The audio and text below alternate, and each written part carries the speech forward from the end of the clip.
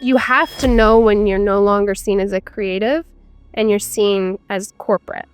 And I don't mean that as a disrespectful way. It's just, it is a large organization. And it was super scary, which looking back it's ridiculous. But at the time, you're really freaked out because, as you mentioned, it's a great job. It's a salary. It's amazing opportunities. You're traveling with a team. You're on a team charter, for God's sake. My mom had this event at my wedding reception where she had a cardiac arrest, which was insane. And she survived, thank God, which was incredible. It is an insane story front to back anyways. It'll give you the chills. Welcome to Frame by Frame. I have my dear friend, director, writer, she does it all, Madeline down, joining the show. I'm really excited to talk to you today because, very similarly, we both do a lot of things, and I want to break down your story, your career, and how you've gotten to where you've gotten to with all your success, and then this new journey that you're on now. You made a really big career change within the last year to leave the Seahawks, and you did so many wonderful things there. Walk me through kind of like what that decision looked like, because I think a lot of people who get into it, you can maybe be into it and then you get stuck there, or maybe you want to try something else. What did that decision look like for you? Yeah, I think fundamentally it became seeing within myself how I was spending my time. And Which it's a lot of time, especially in season. It's a lot of time. Yeah. And I think like my friends and family knew that because as soon as training camp came around, they were like, see ya, Right. we'll see you again in February, Yeah. March if you're lucky, Yeah. So that was one thing, just like an evaluation of my time as a whole. This is kind of where it becomes a little bit of the gilded cage idea that I think people get into is this organization really did, believe in me and give back to me. And like you said, I changed a lot and it let me do a lot of things that I probably couldn't have done other places. So there was that piece of it. But because of that, because it was, and I always say this to kind of creatives, you have to know when you're no longer seen as a creative and you're seen as corporate.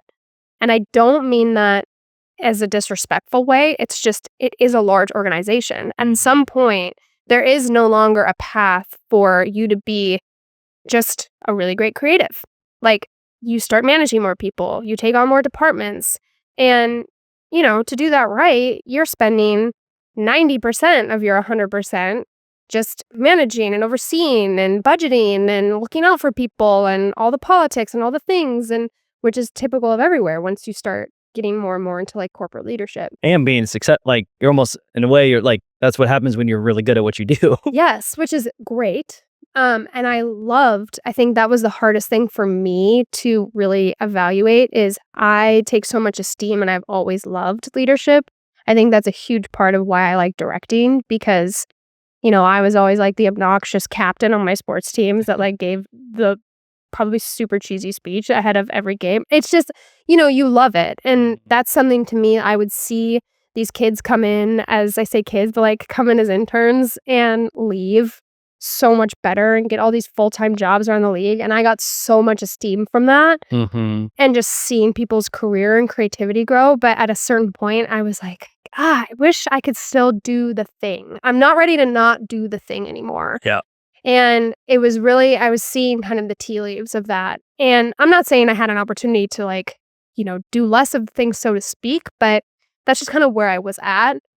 And I had an opportunity to leave in a way that felt like going out on my own, but protected. Yep. Which really was the thing. And it was super scary, which looking back it's ridiculous. But at the time, you're really freaked out because, as you mentioned, it's a great job. It's a salary.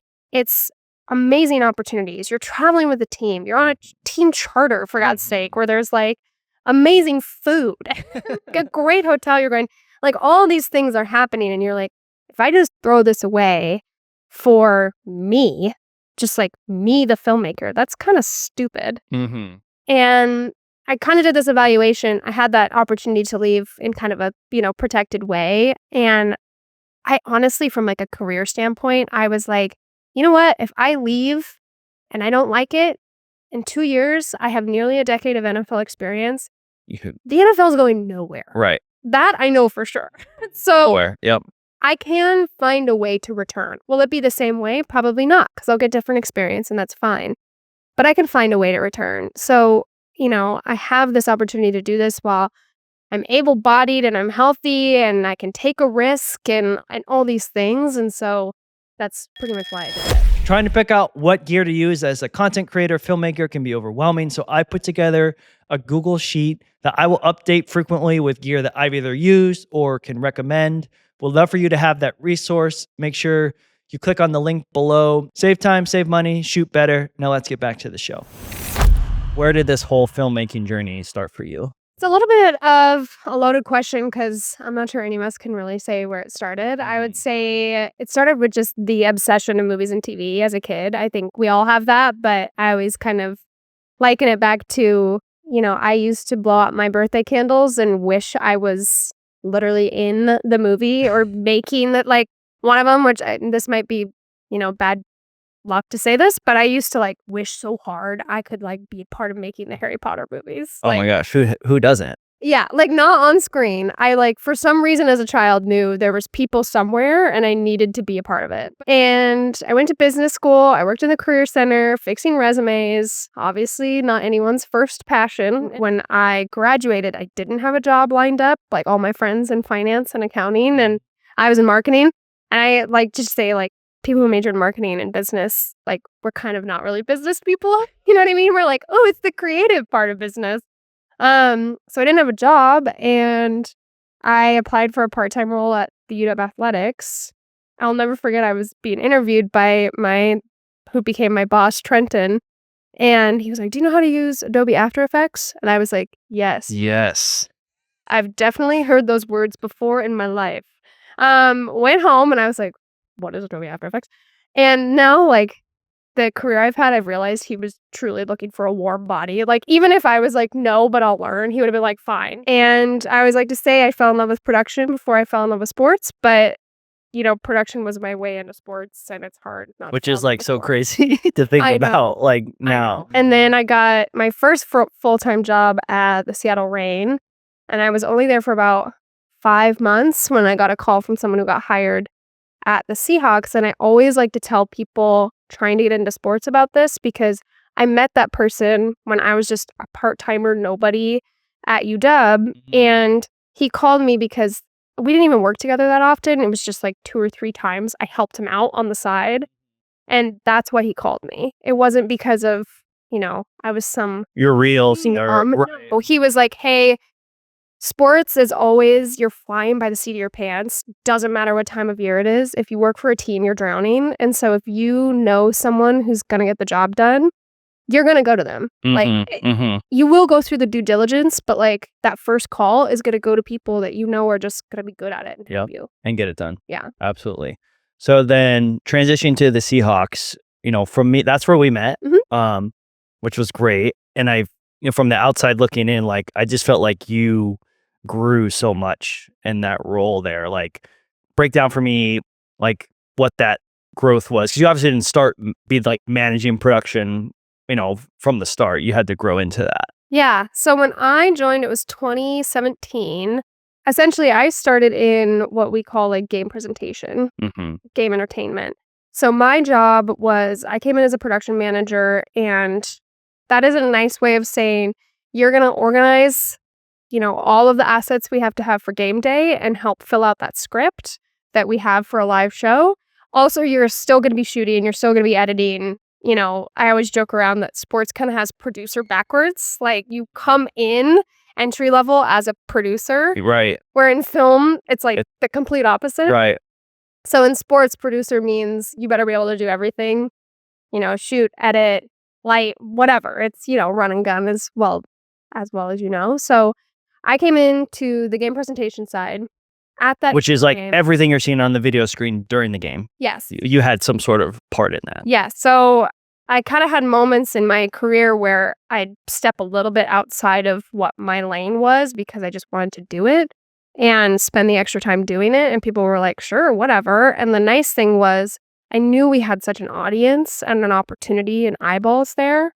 So, okay, in the live world, it plays or it doesn't play. that's fine. Like, it's gonna go out there and maybe people will pay attention to it, maybe not. But if you can do something that, 69,000 people might see, that's a really big deal. And I think it was a nice, kind of foray into how to make content. I was talking to my friend about this the other day. We got a real good boot camp in making a lot in a little amount of time for a little amount of money, but needed to feel big. And that was something that I think now that I'm outside that organization and more in the film world, I think is really unique.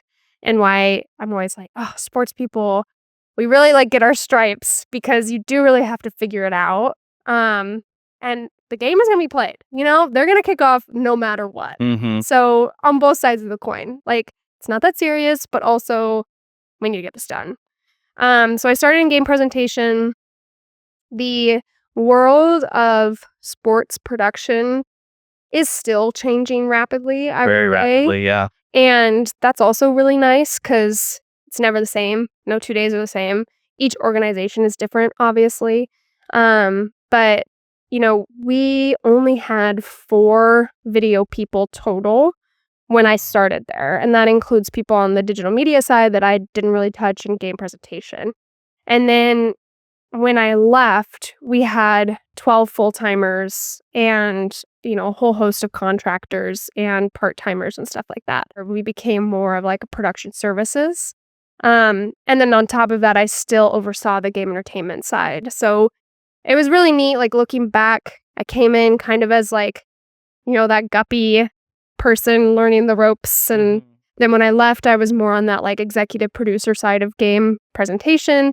And then I was really more of like executive producer on the production side as well. And I think that's kind of what has led me to leaving more so and expanding my production and filmmaking, is that's always just been my first love. So I learned to love sports, but my first love has always been production and filmmaking. No, that's great. And that's really the focus I want on this episode was, I think it's a transition we're both working on right now, which is like how to transition from sports into film. So we'll get into that. I think just real quick on your story, I think it's interesting, especially for those like starting out, like, okay, maybe you see a job description, like game presentation might not be the most appealing thing to you, but look where it got you. Like, yeah. I think that's really fascinating.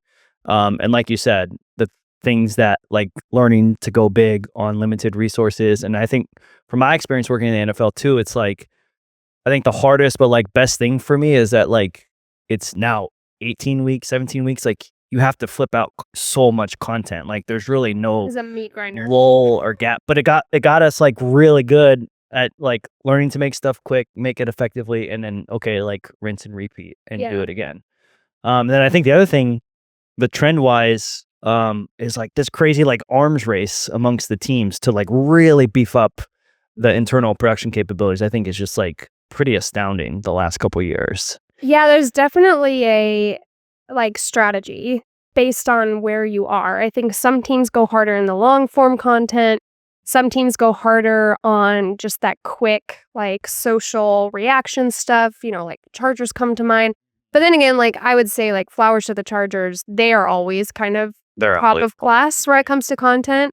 So we would always look at them and some other people. I would say Vikings and like Jets are more on like the long form content side, where they invested early into those show type mentality. I feel like you also are kind of on the forefront of that. Talk to me, you were the executive producer, director behind The Sound, which is like amazing Hard Knock style, which I think you were like really one of the first teams to do that. And then also like the season of Boom. Talk to me a little bit about your process, one from like ideation to like actually getting it made on screen. I think that's like a question a lot of people have of like, okay, they have a great idea, but then how do you like actually make it happen? Yeah, I think it kind of leads back to at some point you're like, I'm personally motivated to do this. I know it's going to be work in the margins. At the time, everyone was obsessed with Drive to Survive. We were just leaving the pandemic, and we were looking at the way we were covering stuff. And there is obviously a idea to content with teams that is very led by what you sell and like sellable content and all that kind of stuff. So we as a production department were like, I really want to do a show like this, very much inspired by Drive to Survive.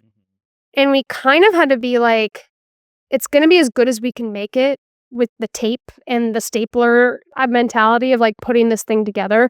It's not going to be great. It's going to be good. Like it's not going to be the best thing we ever make. And I think that was what was important because we took the stuff that we already knew was going on. Like we were already shooting this community event. We were already doing this mic'd up. We were already blah, blah, blah. And then we kind of pieced it together that way. When it came to Season of Boom, that was more like a time and place opportunity. I think you'll understand this better than most, but sports is so difficult from like a documentary standpoint. You can make the best show, the best episode, it's beautiful, and then the team goes out and loses 2 or 3 times, and like 7 people watch it. Right. And you're like, I'm so sorry, T-Mobile. I promise that you bought a good show. So I think there is that bit of it that you just can't really control those storylines. So when we had the opportunity to tell a story about the Super Bowl team, like 10-year anniversary, it just made a ton of sense. We were going to do, an anniversary of them coming to the game and yada, yada, yada. As you know, like documentary, the editor is really Everything. the heart and soul. And Derek, who's still there, he spent years working on mic'd ups for that team when he was on the broadcast side. Okay. So that was an editing job before he joined us. Yeah. And that was honestly like, that's such a specific thing. So if I'm trying to think about like advice for a filmmaker, it really is just leaning in on people's passions and their history. There was no way in hell I was going to have the same relationship to those players and that story and that team that Derek did, who edited all of these mic'd ups for years and years. Like he's been in their helmet. And so really he ran with it. But yeah, we were really, really proud of it. And I think it was such a unique ability to tell like a full story. Now I'm curious, like from the standpoint of like, did you have to do like a big internal sell on those projects? Like, were you making sizzles or pitch decks to like get that across? Or were you guys like, hey, let's just go do this and see what happens? It kind of depends. So I would say, for example, the sound, the goal was things stick around if you can sell it. Mm-hmm. That's like the honest truth. Yeah. And so for us, it was, we know we're going to kind of kill ourselves to do this for a year. Hopefully we sell it the second year because it's very hard for those partnerships groups to sell something that doesn't exist yet. Yep. You need a proof of concept. I would say depending on the project, it's really about how much money you're asking for. So like we were doing the sound for free, essentially. It was a part of our department initiative, so to speak. And then we just branded it. And so that helped keep it around because now we could tie dollars to the show. Season of Boom, similar. It was kind of like a passion project, nice to have for the organization. So it's a no-brainer. Wasn't a ton of work on anyone else. It was really us kind of pulling ourselves up by our bootstraps. And then at the nth hour, we ended up getting it sold. So that really helped. But I would say like the Throwbacks campaign, I pitched for like a year. Wow. My concept. Which is like probably one of your most successful career achievements. Yeah, which is great. But it really comes down to like, if you're asking for a lot of money, You got to deliver. yeah. Let's talk about that. Let's talk about your short film that you have coming up here in 2025. There's a couple different things I want to talk about it, but Sense of Emergency. If you give me quick backstory around it, and then we'll kind of deep dive into the nitty gritty behind it. Yeah. So the backstory is I got advice from a filmmaker who's done directing on TV shows, films, all that kind of stuff. It's kind of like annoying and obvious advice. She was like, okay, so you want to direct? You need to direct. It's the same thing I would say to people trying to get in sports. I was like, I'm not going to even look at your resume twice if you don't put a reel. Sorry, I need to know what you do. Right. So same thing. I was like, okay, I need to direct a short film. I've directed pretty much everything else. So at this point, if I want to do narrative, I got to direct narrative and show that I can. Same thing that you did. Yeah. We've talked about that. So you were a big help for me. It was like one of those things, you see people say like, oh, just go out and do it. And you're like, oh, easy for you to say. And then you're like, oh, yeah. Your dad is in the industry. My dad's footing the bill. Yeah. Totally, yeah. Yeah. So as I was leaving and like really evaluating, I think the other thing that has been unique in my departure is just I've had a lot of energy come back just for creativity and for I can actually spend all my energy on this. Say, okay, I'm going to finally do this. I'm going to finally direct something. And in lieu of going out and finding a script that I would kind of repurpose and direct myself, I was like, I kind of know how to write. I'll just write it. Because then at that point, I know that this is going to be something that like I'm not super precious about in a good way. It's obviously personal, but I think that's the other thing that sports meat grinder does to us is we're not super precious creatives. Right. Because there's no time to be. There's no time to be. There's no guarantee your stuff's even going to get out there because who knows what's going to happen. And then the thing you spent 3 weeks on is like, see ya. Right. And so that part of it, I was like, I'm just going to kind of cut corners, write my own thing. I was also listening to other advice that was like, really good stuff is personal and vulnerable.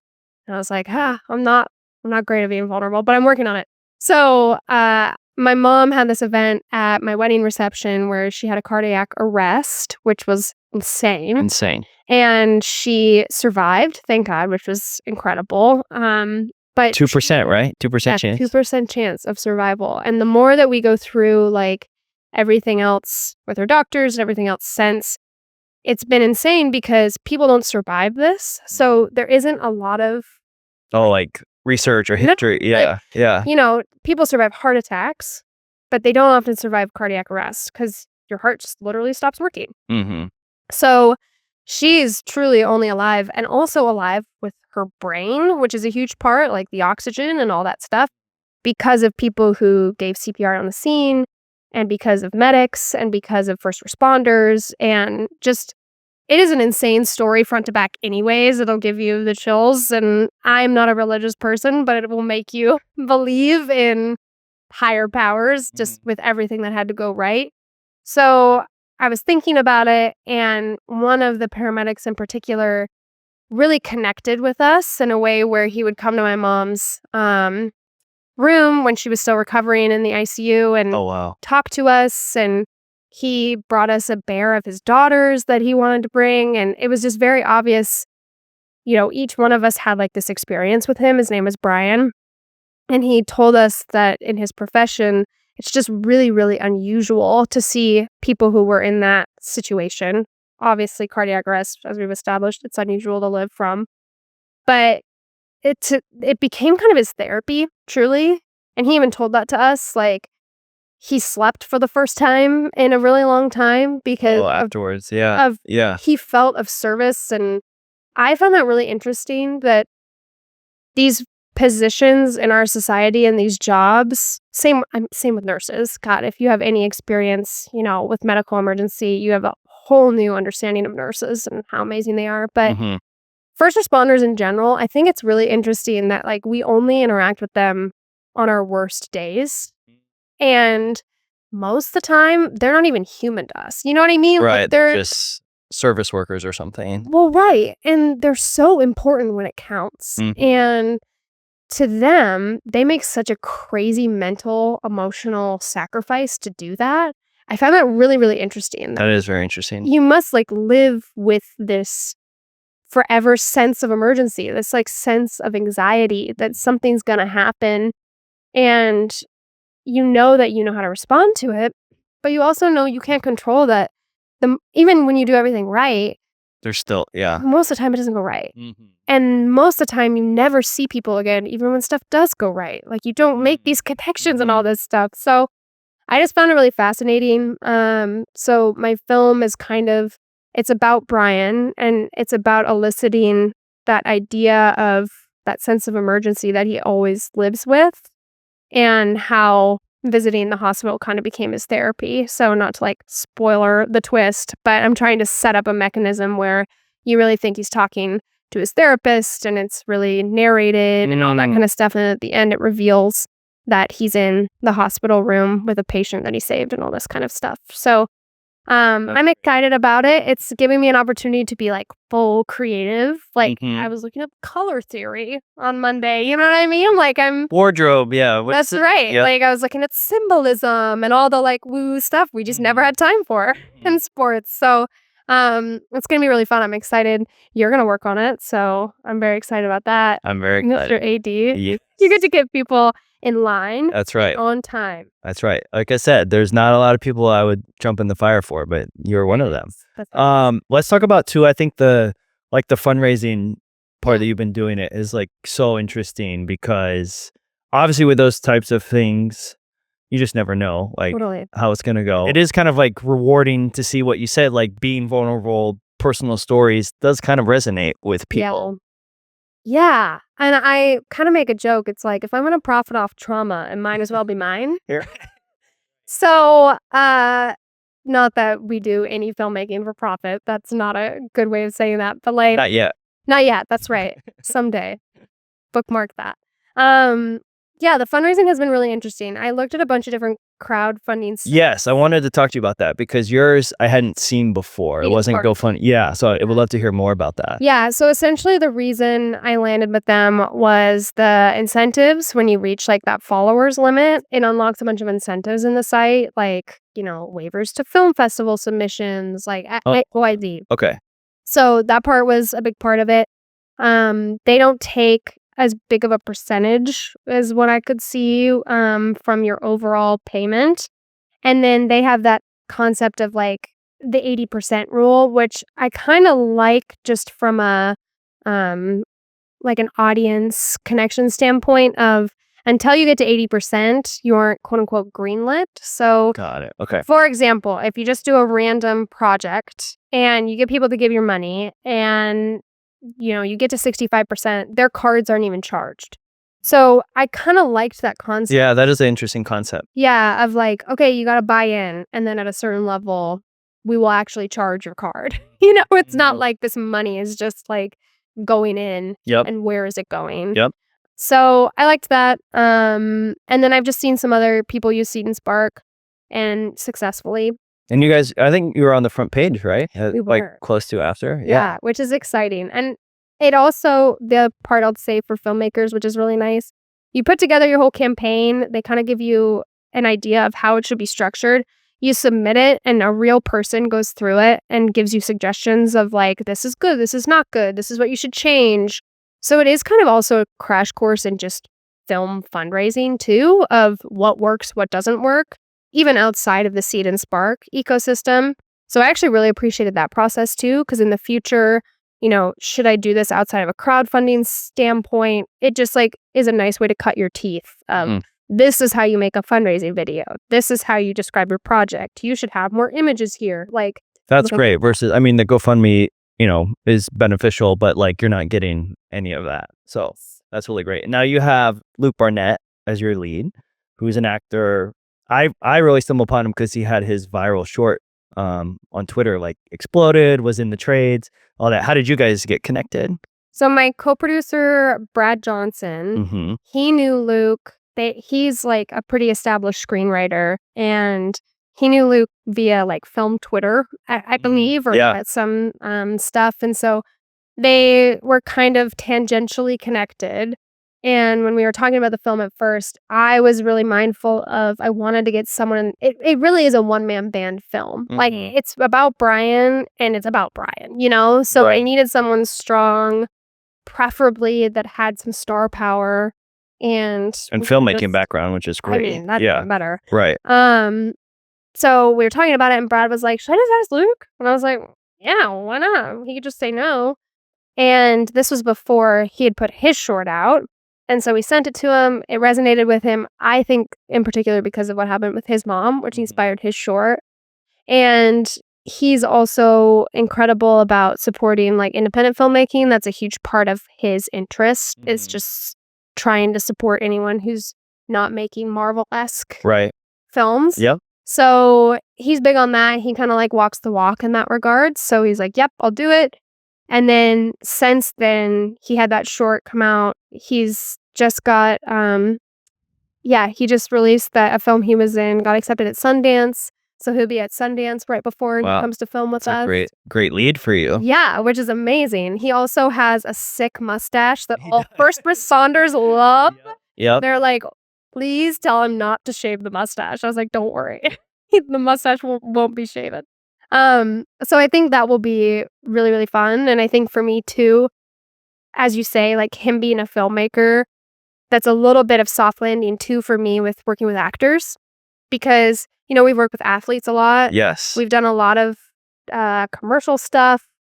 It's different than working with actors. It is. In a dramatic setting. Very different. Yeah. I'm very aware that I'm like, that's the least amount of experience I have. So it's going to be nice to kind of have somebody who understands my side of it too. And we can play in that setting a little bit more and be a little bit more like honest when it comes to, hey, I want you to do this, but I don't know how to tell you I want you to do this. Like, please walk with me. Yep. Yep. Tell me about your new venture. Shout out Doug Baldwin, Filipino brother of mine. How's working with him and what are you guys up to here in Seattle? Yeah, so Doug is behind Vault 89. So Vault 89, him and Kimmy King really run for the past like 5 or 6 years. And what that is he would articulate it as they are problem solvers. So you got a problem, but they'll fix it. But their big thing is giving people who don't typically have opportunity to lead, grow, that kind of thing. So when they invest in a business, a lot of the times you'll see it's someone, who historically is unrepresented in that space. So when he approached me, he pretty much said, I don't really understand what you do, but I think you're good at it. And that to me, I've always really respected that kind of just like honest leadership, candidly, and not knowing everything and knowing you don't know everything. Right. So that was a good green flag for me off the top. But of course, this was going to be a big move and leave. And so I still needed to do some like looking around and pressure testing and all this stuff. And so as I was looking into Vault and what they do and how they do it and then how they all operated, I was like, this feels like what they market it as. The people who come around, and there's a lot of people that say they want to do good, but with the people at Vault, Doug, Kimmy, Harriet, all the people I've met there, they are bone deep trying to do good to little degrees, like you can just see it in the way they make little decisions. So that was compelling to me. And then candidly, just like the freedom. And I mean that more so from, I was in a very, stringent brand for good reason. Like the NFL, any team, it's gonna be a very specific branded voice and audience, no matter what. So to me, it was really exciting. He was giving me an opportunity he was like, this is what the name is gonna be, which I was like, honestly, thank God, because if I had to choose the name, I would be like, it'd be like me making a sim. Honestly, I'm so bad at I'm creating a lot of things. Name making is not one of them. Oh my God. Like, when you play The Sims, I spend like 9 hours just making the sim and I'm bored. And that's what I would say is like naming to me. So he was like, this is going to be the name. Fantastic. He's like, everything else, you figure it out. And there's been little stuff too where, we just get used to kind of that corporate world where I've said stuff like, hey, are you okay if I like say in the press release that I'm the co-founder? And he's like, you are the co-founder. What are you talking about? And I'm like, yeah, right.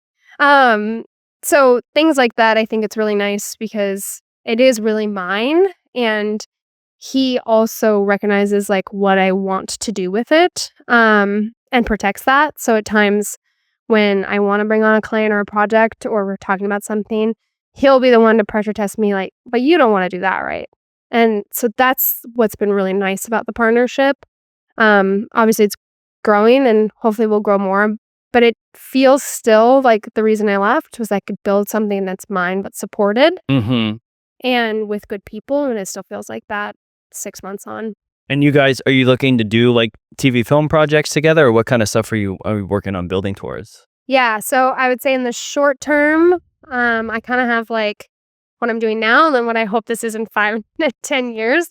So right now, what we're working on is kind of like one-off projects that come through the studio. It's called Studio 89. I probably should have said that. Terrible branding person. But so we'll get, branded videos, but also we're doing documentaries and filmmaking, that goes from like short docs to feature documentaries. a lot of it is about, it kind of comes down to our own personal tastes, obviously, from like a filmmaking side. So in the past 6 months, we've been leaning a lot towards like underrepresented populations, handily in the storytelling. That wasn't even really super intentional. It was just like, oh, the story is interesting, and that's kind of become what we're doing.